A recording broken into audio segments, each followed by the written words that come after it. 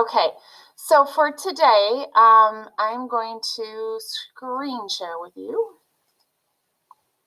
I hate when this happens.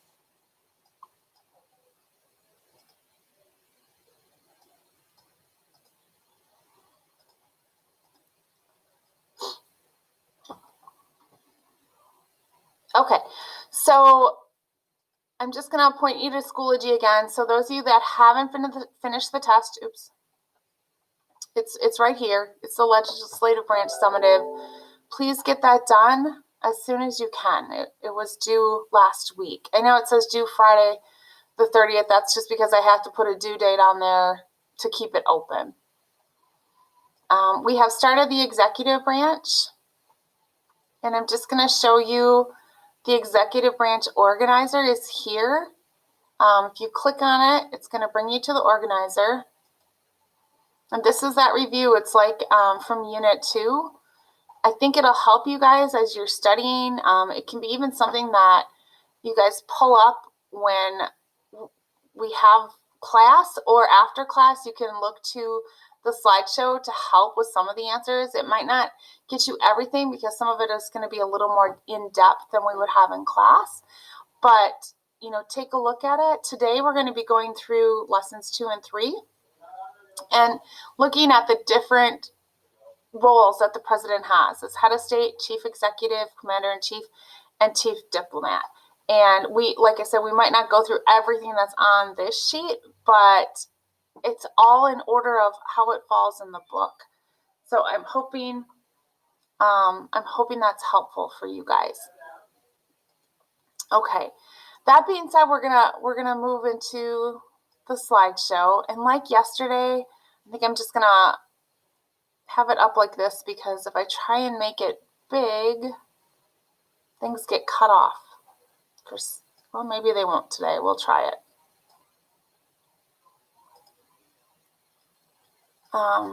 Yep, they're getting cut off. So let's see.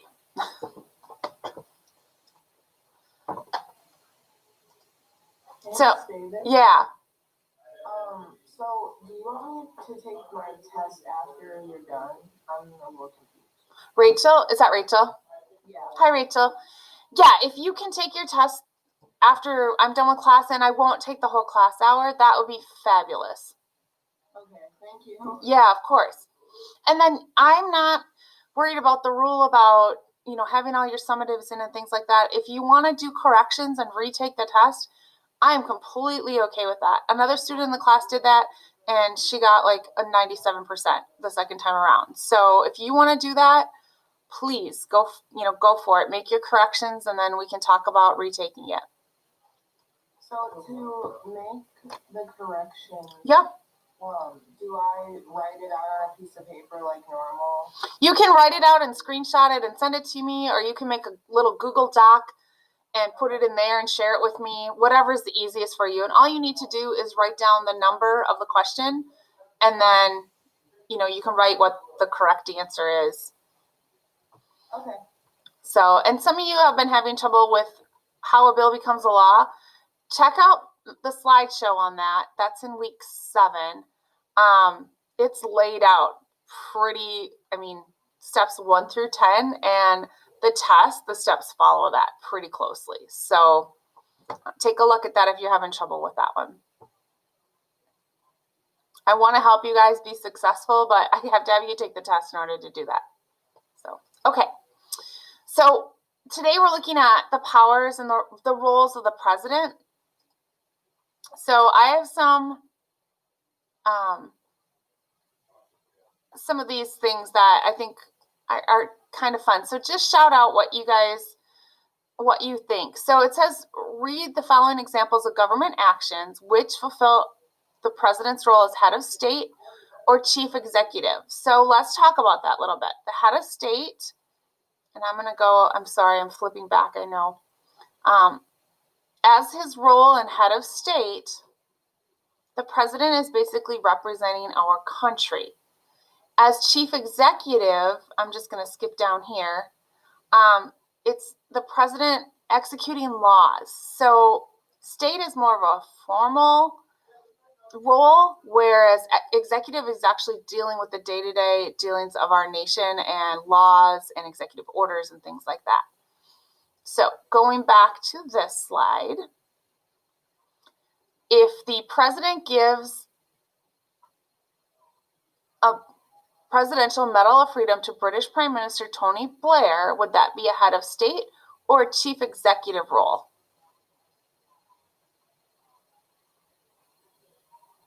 Anyone? Okay. If the president issues an executive order creating a National Academics Council, is that an executive order, or is that a head of state or chief executive? That one should be pretty easy. Okay. If the president advocates for a new healthcare law in the United States, so he's advocating for a law, is that head of state or executive?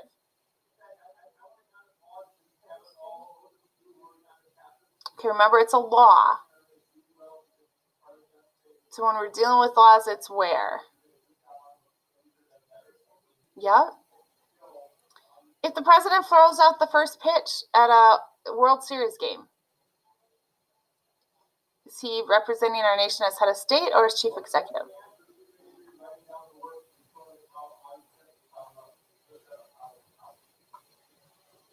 Okay, I'm going to share that one. That would be a head of state duty. If he appoints a person as the Secretary of Homeland Security, and we haven't talked about appointments yet, but is he doing that as head of state or chief executive? Okay. And if he's meeting with his candidate to discuss presidential priorities for the term, would that be as an executive or as head of state?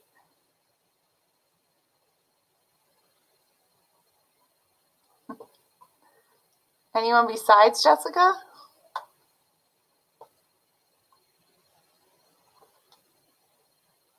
Okay, I'm going to put that one in head of state. So I think the only one that's in the wrong place is Medal of Freedom would be over here. That would be something that you do as the head of state representing our nation. So, whoops.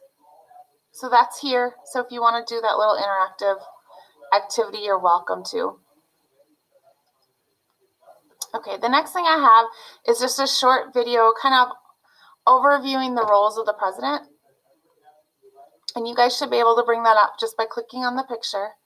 So it's like a 4.5 minute video. So I'm going to share that with you guys right now.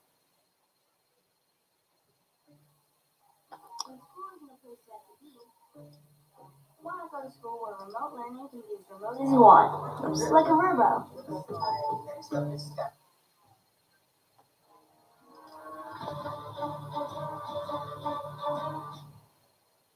The President of the United States has many different roles.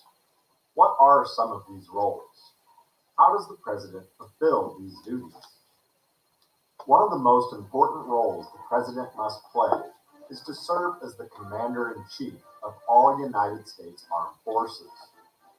This does not mean the President actually commands troops in battle, but the Constitution gives the President final authority over the military's actions. The President may use this authority to send troops wherever he or she feels necessary. This power also makes the President the lone individual in the United States who has the authority to launch nuclear weapons. However, the President does not have the power to declare war. The Constitution states that only Congress may declare war. Chief Executive is another role that the President must carry out. When acting as Chief Executive, the President is actually doing the job of the President as laid out in the Constitution. He or she is enforcing the laws that Congress has passed. Similar to the role of Chief Executive is Chief Administrator. As Chief Administrator, the President is acting as the head of the executive branch. In this capacity, the President is very much like the President of a company. there are more than 2.7 million civilians employed by the various agencies within the federal government, and the president is the boss. Another role played by the president is chief of state. This means that the president is the ceremonial figurehead of the government. This means that when leaders of foreign nations visit the United States, the president will greet them and act as the nation's representative. In the role of chief of state, the president will also carry out the ceremonial duties of the presidency, such as delivering the annual State of the Union address. In some nations, the chief of state is not necessarily the chief administrator. For example, in the United Kingdom, the king or queen would be the chief of state, while the chief administrator would be the prime minister. In the United States, however, these roles are filled by the same individual. The president is also thought of as chief legislator. In this role, the president will make recommendations to Congress about the types of laws they should be considering. The president and Congress often have a contentious relationship, and Congress may choose to pursue a different direction than what the president wishes. The president may veto laws that Congress has attempted to pass or sign them into law. As chief diplomat, the president helps shape America's foreign policy. The president will meet with foreign leaders and negotiate treaties and trade agreements. He or she will travel to other nations and represent the United States in those lands. The president is also thought of as the chief citizen. This phrase could mean different things to different people, but it implies that the president should provide an example of moral character and integrity for others to follow. In this role, the president also becomes the face of the nation, and others around the world associate the United States with the image or reputation of the president. Finally, the president serves as the chief of the party for his or her own political party. This is not an official capacity of the president, as political parties are not mentioned in the Constitution. However, it is generally accepted that the president is the head of the political party that he or she belongs to. All right. So that's a nice, quick little overview. I think that could be helpful for you guys when you're looking through this unit. It doesn't follow exactly with the book, but it does mention all the things that we are going to talk about. So, as the head of state, the president represents a nation performing ceremonial roles. So you saw that in some of the pictures, and in the little activity we did, like one of the roles might be throwing out the first pitch at a game, doing the coin toss at the Super Bowl, something like that. Doesn't happen all the time because then you need huge amounts of security to make sure that the president is safe, but it's something that has been done. The president hosts kings, queens, heads of states of foreign nations. He, in natural disasters, I mentioned this yesterday, he can bring comfort on behalf of the nation. And then in another role, he might actually send help and support to those places that had a natural disaster. And ultimately, the president serves as a symbol for the United States. Now, if we were in class, we'd have a discussion about this, and that how has that symbol looked through the years? How has that symbol as the United States looked when, like Franklin Delano Roosevelt was president versus Kennedy versus Nixon versus Trump now? And how has that changed through time? Does anyone have questions on that? Okay. So his next role is chief executive, and we're going to do an activity about this. But basically, he's tasked in the Constitution with faithfully executing the laws. So even though he doesn't make the laws, he has to make sure that they're followed.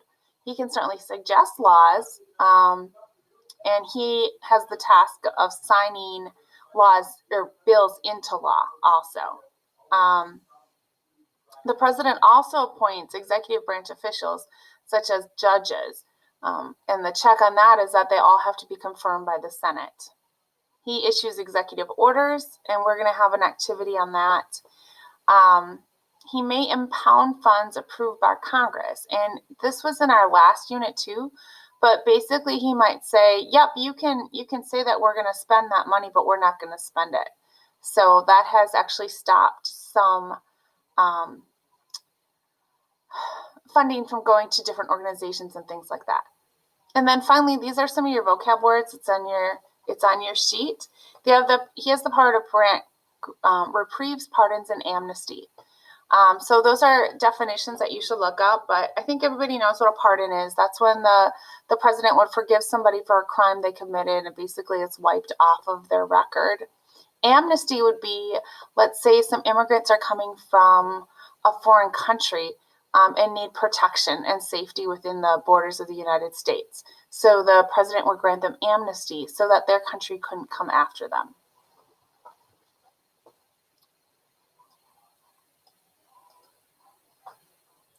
Okay, so we're going to talk a little bit about executive orders. Once again, it would be great if some of you at home could shout out answers for this.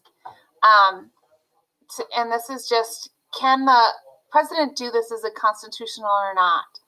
So the first one, the president declares that no branch of the armed forces may discriminate based on gender and that women must be allowed in combat units. Is this something that he can constitutionally do? Anyone? So are you asking, is it asking like he can? Yes. Like, Yes, is it constitutional for him to do this or no? He can't because it goes against the Constitution.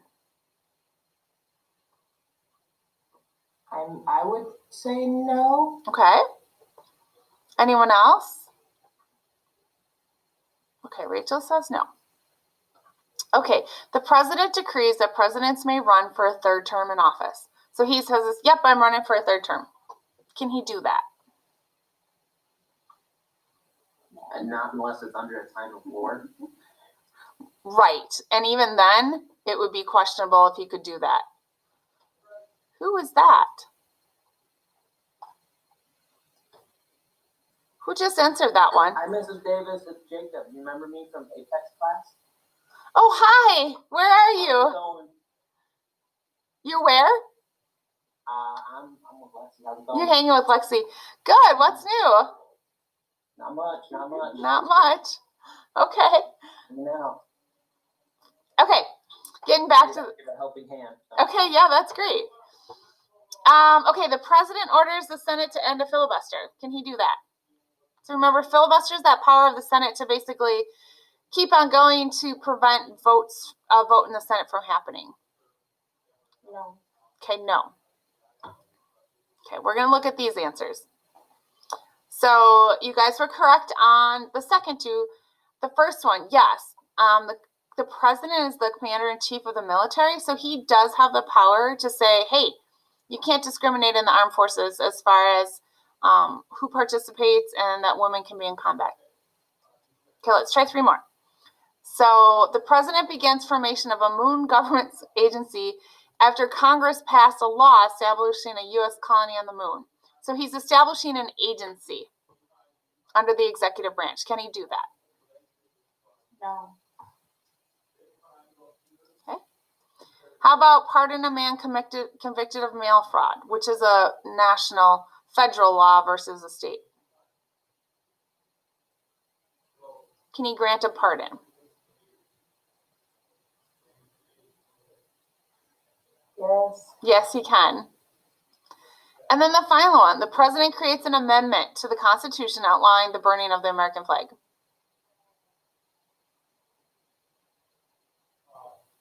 Anybody?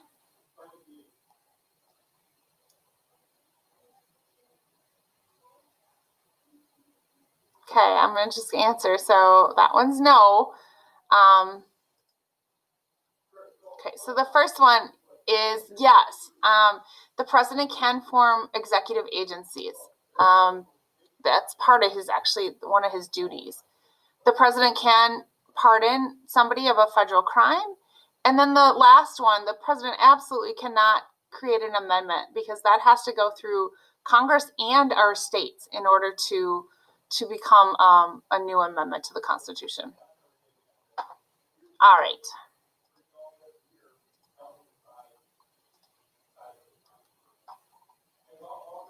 I'm going to do this slide first, then we'll come back to that other one.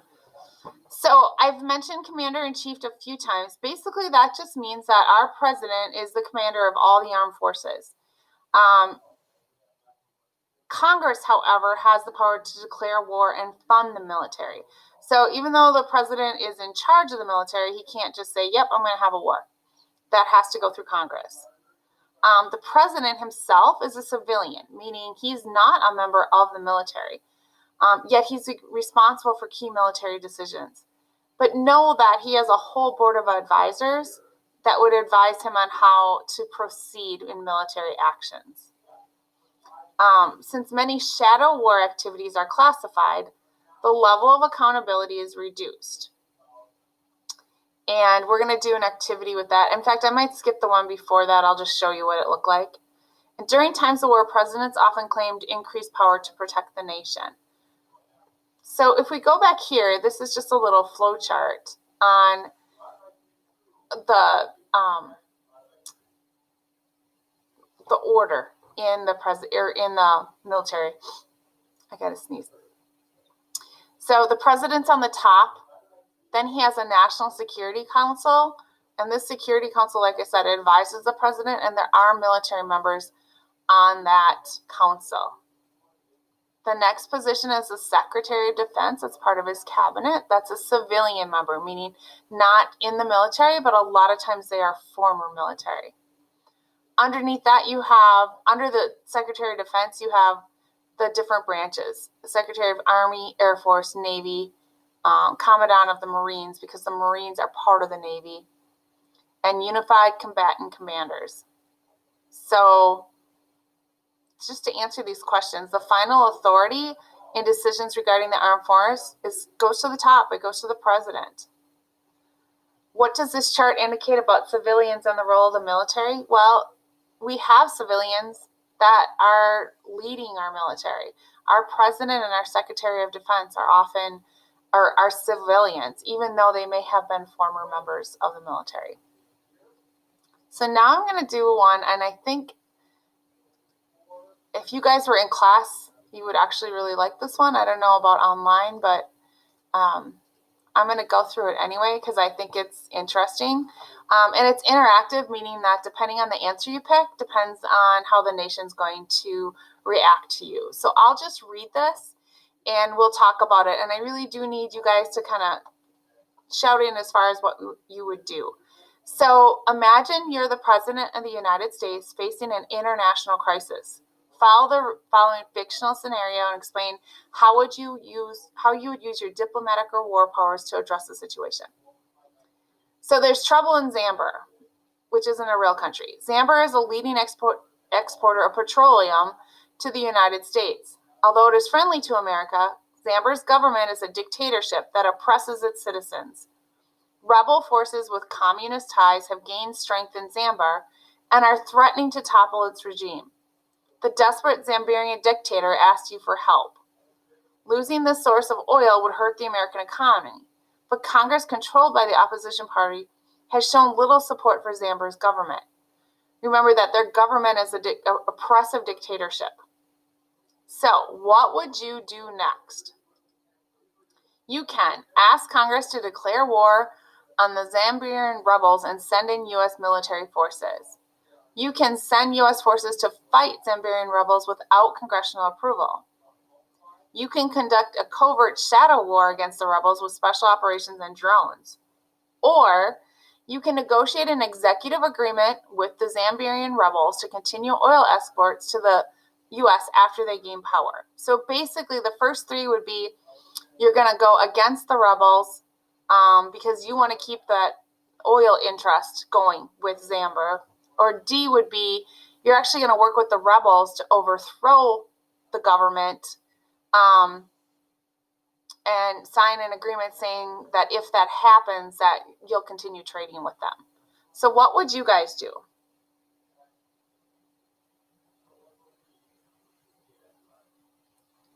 Crickets. Who's out there? I feel like they're all not the greatest. I feel like they're all not the greatest too. So we got to pick one that's the least not the greatest, I guess.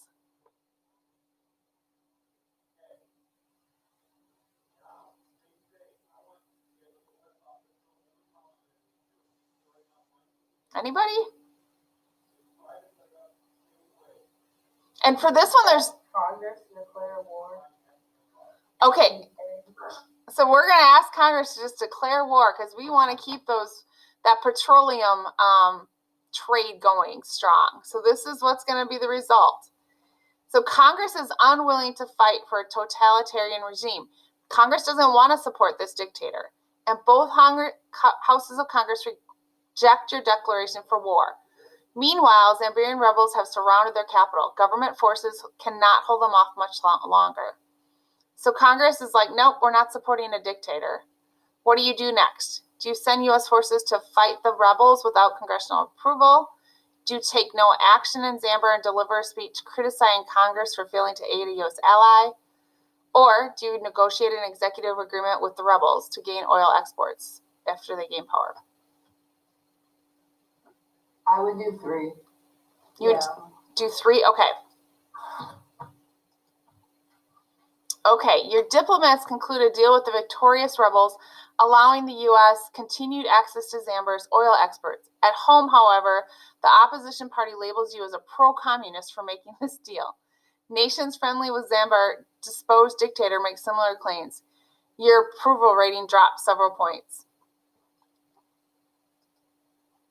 Okay, so that's it. So you might have done the right thing in the end, but people aren't happy because initially you supported a dictator. So this one I said, and I don't know if you guys can access this. I do have the link there, but depending on what you choose, it goes through like different scenarios and it talks about if your approval rating as a president would go up or down.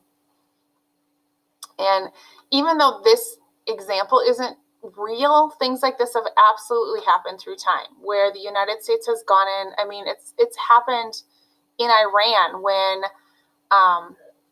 Saddam Hussein was a dictator there and the president was trying to fight, we sent troops there to fight against that, eventually overthrowing them. But it was not a popular war. People weren't necessarily happy about it. And a lot of people think it was all about the oil in the Middle East. So the president has to kind of play a lot of different roles and he can never make everyone happy. Okay. I believe that one mentioned that as a chief diplomat. So diplomats deal with foreign policy. So they're the ones that work with leaders of other countries to make treaties, which have to be approved by Congress, or to have just agreements with other nations. When Trump took over, he wanted to start taxing some of the imports that came in from foreign countries to make it so that people would buy more American, which in essence I think is a really good thought, that people would buy more American products. The problem with it is he didn't make agreements necessarily with other countries, so they in turn just taxed us. So it cost us more money to ship things over to them also. So as a chief diplomat, they have kind of this fine line to play between our own nation and other nations. So let's see. The last one there is the president decides whether the U.S. will recognize governments of other countries. So in the case of those rebels fighting, and let's say they did take over that government, the United States would then have to say, we recognize you as the true leaders of this government, or, oh, heck no, your old leader was still the leader of government. You didn't take over in a way that we are going to support you as an actual nation. So there's a lot on the shoulders of the president. It is a job I would not want to have. And I think that's why, we have Biden running against Trump right now, and I don't even think he wanted to run. Who wants this job? I don't think there's a lot of people that actually want to be president anymore, just because it's so political, and your hands are really tied with a lot of things because your other branches of the government step in and say, yeah, you can do that, or no, you can't do that. Okay, so that's the end of the slideshow for today. So I am going to